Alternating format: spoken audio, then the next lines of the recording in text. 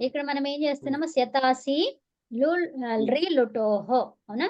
శతాసి ల్రి లుటోహో. ఇక్కడ స్యాకి నేను దీర్ఘం ఇచ్చాను, అది కట్ చేశాను, అది తప్పు. శతాసి, ఓకేనా? అయితే ఇక్కడ ల్రి లుటోహో అన్నాము అంటే ల్రి లకారానికేమో స్యా వస్తుంది, లుట్టు లకారానికేమో సతాసి వస్తుంది, అవునా? తాసి. ఇక్కడ సూత్రంలో రాసేప్పుడు ఇది ఉపదేశ జననాసికెత్తులో ఇక్కడ ఈ చంద్రబింబం ఉంది చూడండి, అది ఇక్కడ రాయలేదు. రాయొచ్చు కదా, మనకి ఆ దాంట్లో సూత్రంలో అయితే లేదు. ఓకే. సో ఇప్పుడు ఏమైంది, ఇక్కడ లుట్టు లకారం చేస్తున్నాం మనం. లుట్టు లకారం చేస్తున్నాం అంటే ఏది కావాలి మనకి, స్యా కావాలా, తాసి కావాలా? తాసి రావాలిగా, తాసి రావాలి, అవునా? ఇక్కడ ఇది పెట్టలేదు, ఎందుకంటే ఇది ద్వివచనంలో ఉంది కదా, ద్వివచనంలో అది పెట్టరు, అందుకని లేదు. ఉత్తమం. ఓహో, ద్వివచనంలో ఉండదా? అది ఉండదు కదా.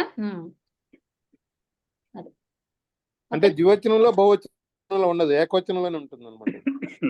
ఇట్లా అదంటే ఏకవచనంలో ఉంటుంది, కరెక్ట్ అండి. ఓకేనా? ఇప్పుడు ఢూ ప్లస్ తాసి ప్లస్ తి, అవునా?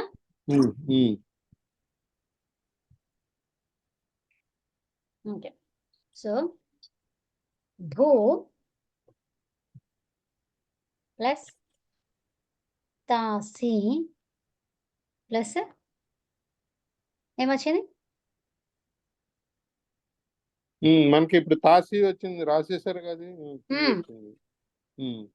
తాసి ఎక్కడ రావాలి, ఇది ముందు రావాలన్నమాట, అవునా? ఎప్పుడైతే లుట్టు లకారం చేస్తున్నావో, లుట్టు లకారానికి ఇది ఎక్కడ వస్తుంది, ఆగమముగా వస్తుంది. ఇది ఒక వికరణ ప్రత్యయం. ఆగమం అంటే సూత్రం వస్తుందా? కాదు కదా, ఆగమం కాదు, యాక్చువల్ గా ఆగమాలు 3 కదా. 3 సూత్రాలు అయితే, కాబట్టి ఇదేంటిది, వికరణ ప్రత్యయం అన్నమాట. ఓహో, తాసి అనేది వికరణ ప్రత్యయమా? వికరణ ప్రత్యయం. స్యా అనేది, తాసి అనేది వికరణ ప్రత్యయాలు. ఎప్పుడైతే లిట్ లకారానికి ఇది లిట్ లకారంలో చేస్తున్నాం కాబట్టి ఇక్కడ లిట్ అని ఊరికే రాస్తున్నాను, చేసేది లిట్. వికరణ ప్రత్యయం అనగానే ప్రత్యయానికి ముందు వస్తుంది, ప్రత్యయానికి ముందు వస్తుంది, అది ఓకేనా? మరి మేము వికరణ ప్రత్యయాన్ని ఎలా తెలుసుకోవాలి? అది ఇందులో సూత్రాలలో రాశారు, సూత్రాలు రాశారు. సరే అండి. శతాసి ల్రి లుటోహో, రిట్ లకారంలో తర్వాత లుంగు లకారేవా పరే ధాతో, లుట్టు లకారంలో అప్పుడు స్యా కానీ వికరణ ప్రత్యయం వస్తుంది, లుట్టు లకారంలో దానికి తాసు వస్తుంది అని చెప్తున్నాడు అనమాట. ఓకేనా? ఇది రింగు లకారంలో కూడా వస్తుంది అనమాట తాసి అనేది. అవును, అది రీ అంటే రెండిట్లో 2 లకారాల్లో అని చెప్తున్నారు. కాదు కాదు, నేను అనేది ఏంటి, తాసి అనేది ఎక్కడెక్కడ వస్తుంది, రిట్ లో వస్తుంది, తర్వాత రింగ్ లో వస్తుంది, రింగ్. ఓకేనా? రింగ్ అంటే ఏంటి, హేతు మధ్య, దాంట్లో కూడా వస్తుంది అనమాట ఇది. అది స్యా అనుకుంటా కదా మా 2 లకారాల్లో వచ్చేది. అది స్యా. స్యా అయితే లిటరల్ రింగ్ లో వస్తుంది, మనకి తాసి అనేది ఒక దీంట్లోనే వస్తుంది. తాసి అనేది ఇందులో వస్తుంది, కరెక్ట్. అవును, నేను స్యా గురించి చెప్తున్నాను, సారీ. అవును, ఓకేనా? ఇది స్యా వస్తుంది. అందరికీ అర్థమైతే క్లారిఫై అయింది లేదా? వినండి, ఏమంటున్నానంటే ఇక్కడ రిట్ లకారములో రింగ్ లకారంలో స్యా అనేది వస్తుంది. మన సూత్రంలో మనం ఏం చెప్పుకున్నాము, జస్ట్ రిట్ తర్వాత లుట్, ఈ 2 చెప్పుకున్నాం సూత్రంలో. ఏమని, ఇక్కడేమో స్యా అని, ఆ తర్వాత ఇక్కడేమో తాసి అని చెప్పుకున్నాం, అవునా? అవును. సో ఇప్పుడు మనకి నేను ఇంకా ఏమన్నాను, రంగులో కూడా స్యా వస్తుంది అని యాడ్ చేశాను ఇక్కడ, ఎందుకంటే ఆల్రెడీ మనకి ఇక్కడ స్యా అనేది ఉంది కాబట్టి ఇంకా నేను అది కూడా యాడ్ చేసి చెప్తున్నాను అనమాట, అంతే. ఓకేనా? మళ్ళీ మనకి రంగులో చేస్తున్నప్పుడు మీకు అది కనిపిస్తుంది అక్కడ, అప్పుడు తెలుస్తుంది. ఓకే, ఇదైతే అర్థమైంది కదా. తాసి ఎలా వచ్చిందో అర్థమైంది, అవునా? తాసి ఎలా వచ్చింది, ఆ సూత్రం ఏంటి? అదే శతాసి లుటోహో. ఓకేనా? ఉత్తమం. సో ఇప్పుడు ఏంటి మనకి తాసి అనేది వికరణ ప్రత్యయం లాగా వస్తుంది అనమాట. ఓకేనా? వికరణ ప్రత్యయం ఎప్పుడు కూడా ఈ తింగంతానికి పూర్వం ఉంటుంది. సింగంతానికి పూర్వం వస్తుంది. సో ఇది వికరణ ప్రత్యయం. తర్వాత ఏమైంది మనకి భూధాతువు. అవునా? సో భూధాతువు అంటే ఇంకా భూధాతువు భ్వాదిగణము కాబట్టి ఇది ఊ ఉంది. ఇక్కులకి ఏం కావాలి? గుణం కావాలి. అవునా? ఇక్కులకి గుణం అయితే ఏమైతుంది? ఊకి ఓ అవుతుంది. అవునా? సో ఇప్పుడు ఏ సూత్రంతో అయింది? సార్వధాతుక ఆర్ధధాతుక యోహో. తర్వాత తాసి. తాసిలో ఏమైంది? ఈ ఉంది కాబట్టి ఉపదేశ అజనునాసిక ఇత్తుతో ఈ అనేది పోయింది. ఓకేనా? ఇది పోయింది. సో ఇప్పుడు తాస్ వచ్చింది. తాస్ ప్లస్ తి. అందరికీ వినిపిస్తుందా లేకపోతే కామ్గున్నారు? అర్థమవుతుందా అండి? వినిపిస్తోంది. మొదటికే మ్యూట్ లో ఉన్నాను, ఇక్కడ శబ్దం వస్తుంది. Okay okay. ఇక్కడ ఏమంటున్నాడంటే ఇక్కడ తి ఉంది. ఇక్కడ ఈ సూత్రం రాయండి, బాగుంటుంది. ఏది? సార్వధాతుక యోహో రాద్దాం. ఓకే. రాస్తేనే కదా ఓ అనేది మారిపోయింది కదా. అవును. సో ఇప్పుడు మనకి సార్వధాతుక అర్ధధాతుకం రావాలి అంటే ఫస్ట్ అదేమై ఉండాలి? ఇది మనదేంటిది? ఇప్పుడు మనం తకారం లిట్ లకారం చేస్తున్నాం. లిట్ లకారం ఏంటి? ఆర్ధధాతుక అంటే ఆర్ధధాతుకము. ఇది ఆర్ధధాతుకం. సార్వధాతుకం ఉన్నా ఆర్ధధాతుకం ఉన్నా కూడా గుణం అయిపోతుంది కదండి. కాబట్టి మనకి అది ఏది అనేది కాదేమో, అంతే, రెండింటికి వస్తుంది కదా. ఈ ఒక్క సూత్రం రాస్తే సరిపోతుంది. సార్వధాతుక ఇది ఆర్ధధాతుకం కదండి. అవునమ్మా. సార్వధాతుక ఆర్ధధాతుక యోహో. సూత్రం ఏంటి? సార్వధాతుక ఆర్ధధాతుక యోహో. ధాతుక యోహో. యోహో అన్నామంటే రెండిట్లో అన్నమాట.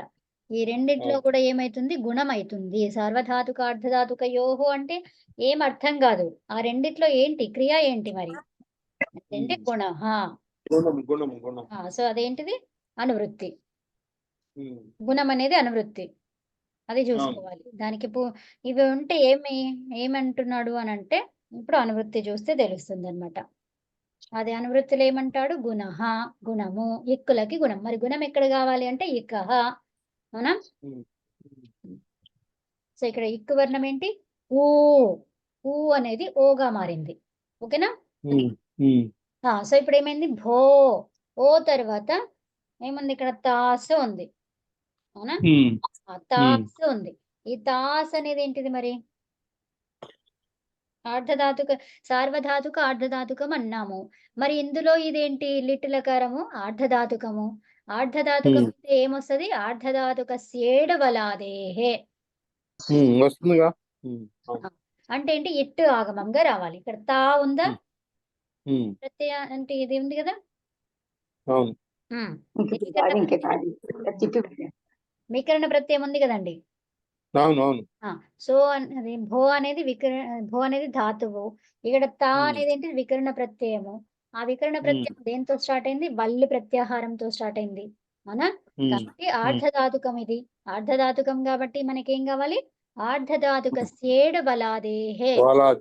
అవునా? వల్లాదిలో ఉంటే అప్పుడు ఏం కావాలి? ఇట్టు ఆగమం కావాలి. అవునా? సో ఇక్కడ ఏమైంది? ఇక్కడ ఇట్టు ఆగమం అయింది. అవునా? ఇట్టు ఆగమం ఏమైంది? తాస్ ప్లస్ తి. ఇక్కడ కింద స్టెప్ లో మార్చుకుందాం. ఇప్పుడు ఇట్లా వచ్చింది? ఆర్ధధాతుక సేడు బలాదేహే. ఆర్ధ ధాతుకస్యేడు వలాదేహే. వలాదేహే. అవునా? ఈ సూత్ర సంఖ్య ఎంతో చూసుకోండి మీరు. ఆ తర్వాత ఏమైంది? ఇక్కడ ఈకారం వచ్చింది. అంటే ఓ తర్వాత ఓ అనేది ఏంటిది? గుణవర్ణము తర్వాత ఏముండాలి? అచ్చులు ఉంటే. అర్థమైందా? ఈ గుణవర్ణము తర్వాత అచ్చులు ఉంటే ఏమైతుంది? అది ఏచో యావాయావహ అవునా. ఇదేంటి ఏచు వర్ణమన. ఏచు వర్ణము తర్వాత ఏచుకి అచ్చుపరమైతే, ఏచులకి అచ్చుపరమైతే ఏ సూత్రం వస్తుంది? అయ్యి అవు ఆయి ఆవు ఏచో యవాయావహ. ఏచోయ వాయావహ అవునా. ఏచోయ వాయావహ. ఏచో అయ అన్నమాట. ఏచోయ వాయావహ అవునా. సో అప్పుడు ఓ ఉంటే అవు భవు అయింది. లో టకారం పోయింది, ఈ మిగిలింది అవునా. ఇప్పుడు తాస్ అలాగే ఉంది. ప్లస్ తి, తి అనే దానికి ఇక్కడ చేంజ్ చేద్దాం మనం. ఏంటది? తి అనేది ఏమైతుంది? లుటః ప్రథమస్య డారౌ రసః అనే సూత్రంతోనే ఇక్కడ ప్రథమస్య అంటే ఏంటి? ప్రథమ పురుషలో ఏమంటున్నాడు? ప్రథమ పురుష అంటే ఏంటి? మొత్తం ఏకవచనం, ద్వివచనం, బహువచనం అన్నమాట. అవి లైన్ గా ఏమొస్తాయి? డా రౌ రస రస్ రసః. రస్ రసహన రసః సూత్రంలో రసః ఉంది. రసః అదే బహువచనం అవుతాయి, 3 ఉన్నాయి కదా. 3 ఉన్నాయి కాబట్టి బహువచనం. ఏకవచనం అది రస్ అవునా. ఏకవచనంలో అయితే రస్. ఇక్కడ రాసుకోండి. ఇప్పుడు తి ఉంది. తి ఉంటే ఏం కావాలి మనకి? డా రౌ రసః అన్నాను అంటే డా రౌ రస్ రావాలి. ఓకేనా. సో ఇప్పుడు డా లో తిప్పుకి ఏం రావాలి? వరుసగా అన్నాం. తిప్పు ప్లస్ ఝీకి డా వస్తుంది కదండి. డా వస్తుంది అవునా. డా వచ్చింది. ఈ డా ఎందుకు వచ్చింది ఇక్కడ? ఏంటి? లుట్టులకారములో ఏంటి? ఇది లుట్టులకారములకే సంబంధించింది, దీనికే పరిమితము.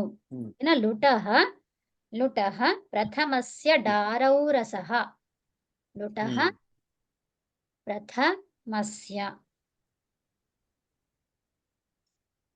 ప్రథమస్య డారౌ రసః. డా తప్పు డా రౌ రసః. ఓకేనండి. అది సూత్రం. లుటః ప్రథమస్య డారౌ రసః. ఇదేమంటుంది? లుట్టులకారములో ప్రథమ పురుషలో వరుసగా ప్రత్యయాలకి ఏమొస్తాయంట? ఆదేశంగా డా ఒకటి, రౌ ఒకటి, రస్ ఒకటి. ఓకేనా. 2 4 ఎంత ఇది? 85. ఈ సూత్ర సంఖ్య 2 4 85. ఓకేనా. ఇంతవరకు వచ్చింది. భవ్ ప్లస్ ఈ ప్లస్ తాస్ ప్లస్ డా, ఇదంతా కలిపేసి అయిపోతుంది, ఇంకా ఏమి ఎక్కువ లేదు. ఓకేనా. ఇది తీసేచ్చా?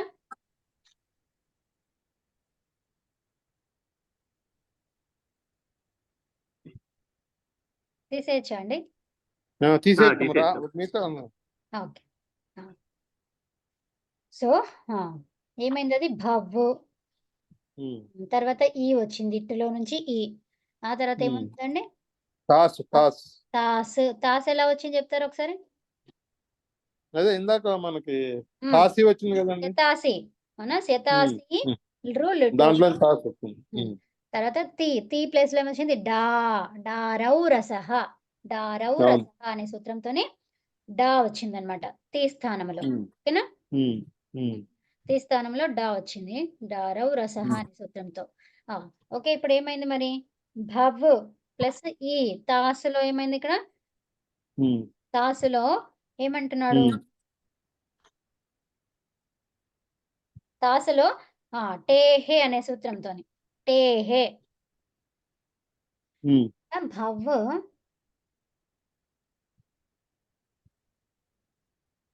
ప్లస్ ఈ. ఒక అర్థమవుతుందండి?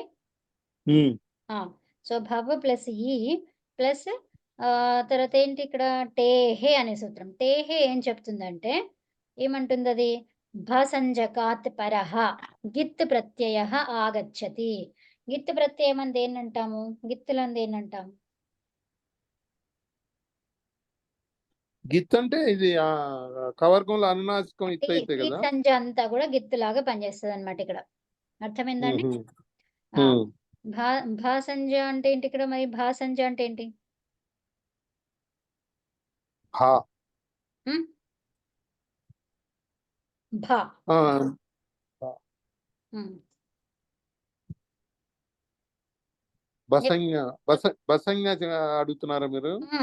అవును. బసంజ్ఞ అది యకారం గాని అకారం గాని ఉంటే ఏదో బసంజ్ఞ వస్తుంది అంటారు కదండి.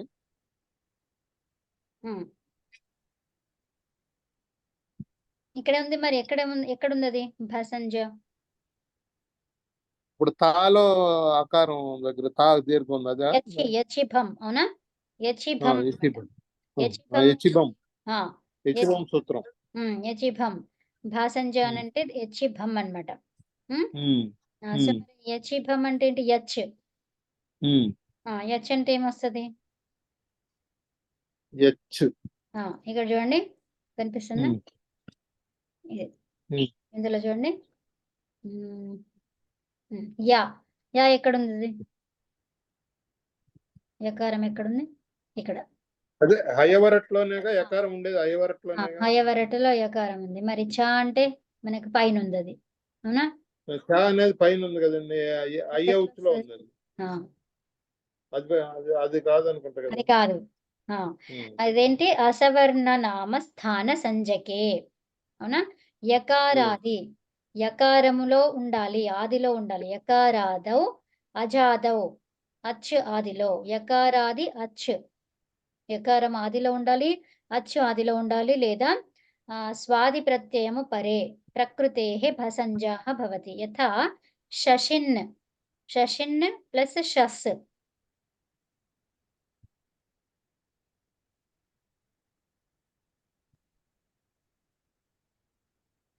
ఇది మళ్ళీ చెప్పుకుందామా? మళ్ళీ టైం కూడా ఎక్కువైపోయింది. టైమింగ్ ఎక్కువైపోయింది. అవును, రేపు ఇక్కడ నుంచి కంటిన్యూ చేద్దాం. రేపు స్టార్ట్ చేద్దాం ఇక్కడ నుంచి. సరే మరి శాంతి పాఠం రేపు చెప్పుకుందాం, టైం అయిపోయింది ఇంకా. అదే శాంతి పాఠం చెప్తామా? చెప్పండి అమ్మా, మీరు చెప్పండి అమ్మా. అమ్మా మీరు శాంతి పాఠం చెప్పండి.